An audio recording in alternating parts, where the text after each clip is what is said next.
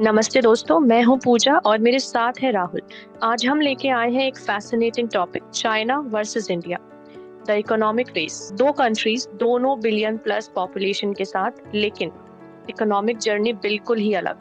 क्यों चाइना आज global manufacturing super power है जबकि इंडिया अभी भी कैचिंग अप फेज में है। आज हम इस रेस के पॉलिटिकल, इकोनॉमिक, कल्चरल और इवन जियोपॉलिटिकल डायमेंशन समझेंगे। बिल्कुल पूजा। अगर हम सिर्फ नंबर्स की बात करें तो डिफरेंस हैरान कर देने वाले हैं। 2024 तक चाइना का जीडीपी लगभग 18 ट्रिलियन डॉलर था, जबकि इंडिया का सिर्फ 3.9 ट्रिलियन डॉलर है। मतलब चाइना इकोनॉमी के हिसाब से हमसे 4 से 5 गुना आगे है। ये गैप 1980s में इतना बड़ा नहीं था।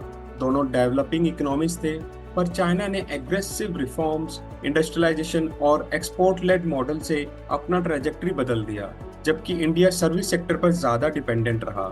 आज भी चाइना के मैन्युफैक्चरिंग एक्सपोर्ट्स अलोन इंडिया के टोटल एक्सपोर्ट्स के मल्टीपल टाइम्स ज्यादा हैं। एग्जैक्टली। इंडिया ने आईटी, सॉफ्टवेयर और फार्मा जैसे सेक्टर्स में तो ब्रिलियंट परफॉर्मेंस दिया, लेकिन मैन्युफैक्चरिंग इकोसिस्टम फ्रेगमेंटेड रहा। जब चाइना अपने हर कोस्टल सिटी को फैक्ट्री ऑफ द वर्ल्ड बना रहा था, हम अभी लैंड एक्विजिशन और क्लियरेंसेस के वेब में फंसे हुए थे। इंडिया ने पॉलिसी सोची पर एग्जीक्यूशन हमेशा एक बॉटलनेक रहा, और यही गैप क्रिएट हुआ। चाइना के फास्ट ग्रोथ का एक मेजर सीक्रेट है उनका centralised political system. Communist party के पास टॉप डाउन कंट्रोल है। कोई भी डिसीजन हो, चाहे इंडस्ट्रियल जोन बनाना हो या न्यू पोर्ट सेटअप करना हो, एग्जीक्यूशन लाइटनिंग फास्ट होता है। इंडिया एक वाइब्रेंट डेमोक्रेसी है, बट डेमोक्रेसी के अपने कंस्ट्रेंट्स हैं। हर project multiple stakeholders, protest, judicial reviews और स्टेट लेवल पॉलिटिक्स से गुजरता है। ये प्रोसेस ट्रांसपेरेंसी लाता है पर स्पीड कम कर देता है। और यही डेमोक्रेटिक डिलेमा हमारे ग्रोथ मॉडल का पैराडॉक्स है। We protect participation but lose momentum. लेकिन लॉन्ग टर्म में सस्टेनेबल ग्रोथ वही होती है जहां इंस्टीट्यूशन स्ट्रांग हो, और इंडिया उस डायरेक्शन में स्टेडीली प्रोग्रेस कर रहा है।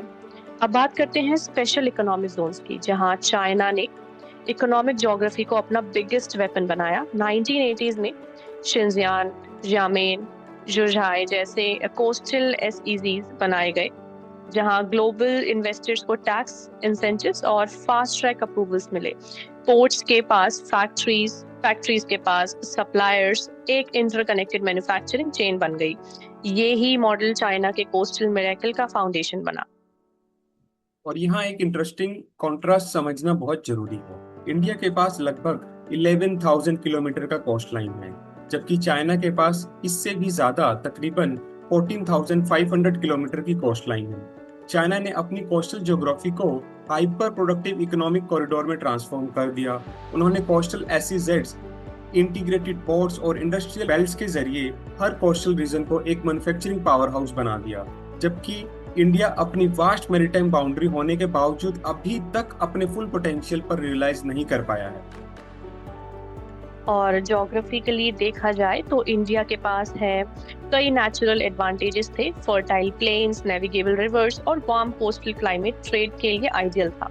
लेकिन चाइना ने अपने ज्योग्राफिकल कंस्ट्रेंट्स को टेक्नोलॉजी और प्लानिंग से बीट कर दिया।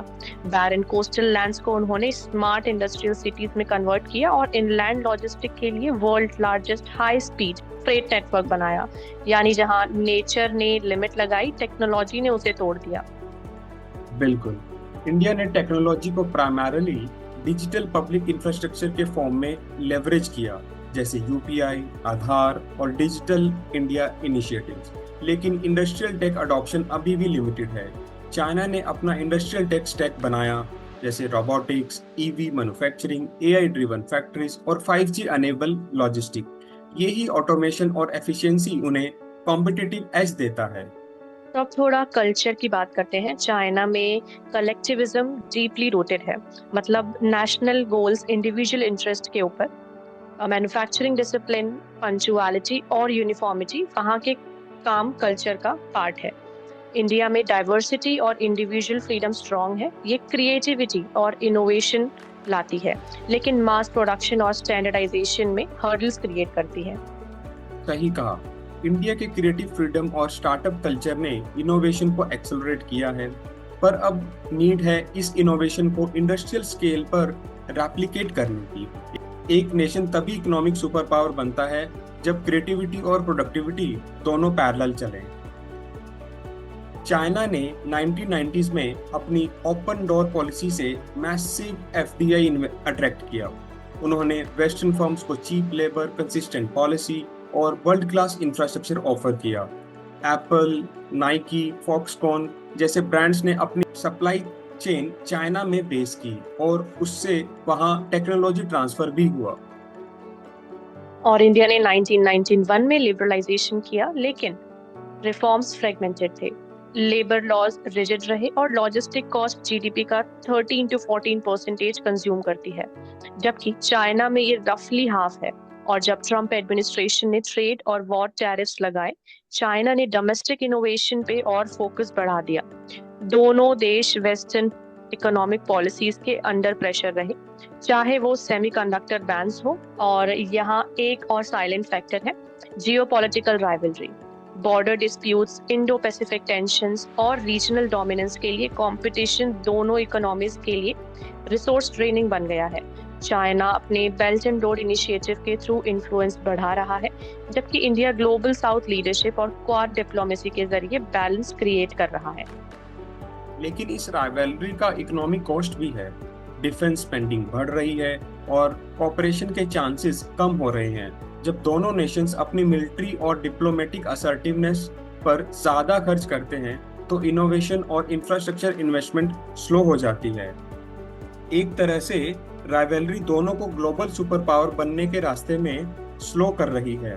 तो राहुल, अब सवाल ये है, क्या इंडिया कभी चाइना को इकोनॉमिक टर्म्स में कैच कर पाएगा? चाइना के लिए सबसे बड़ा चैलेंज है एजिंग पॉपुलेशन, राइजिंग डेट और वेस्टर्न आइसोलेशन। इंडिया के लिए चैलेंज है एक्सिक्यूशन, पॉलिसी और ग्राउंड डिलीवरी के बीच का गैप। इंडिया के पास अपॉर्चुनिटी विंडो है, यंग डेमोग्राफी, डिजिटल बैकबोन और ग्लोबल ट्रस्ट एडवांटेज। अगर हम अपने लॉजिस्टिक्स, लेबर और मैन्युफैक्चरिंग इकोसिस्टम को स्ट्रेंथन कर दें, तो नेक्स्ट डिकेड हमारा हो सकता है। चाइना की इकोनॉमी स्पीड से आई है, इंडिया की सस्टेनेबिलिटी से आएगी, और लॉन्ग टर्म में सस्टेनेबल मॉडल ही विन करता है। तो दोस्तों, ये रेस जीडीपी की ही नहीं है, ये रेस है डेवलपमेंट मॉडल्स की। चाइना का सेंट्रलाइज्ड कंट्रोल और इंडिया का डेमोक्रेटिक इंक्लूजन, दोनों अपने अपने तरीके से ग्रोथ डिफाइन कर रहे हैं। तो दोस्तों, अगर आपको ये एपिसोड इंफॉर्मेटिव लगा तो लाइक, शेयर और कमेंट जरूर करें। आपके हिसाब से इंडिया को चाइना के इकोनॉमिक लेवल तक पहुंचने में कितना वक्त लगेगा? जय हिंद।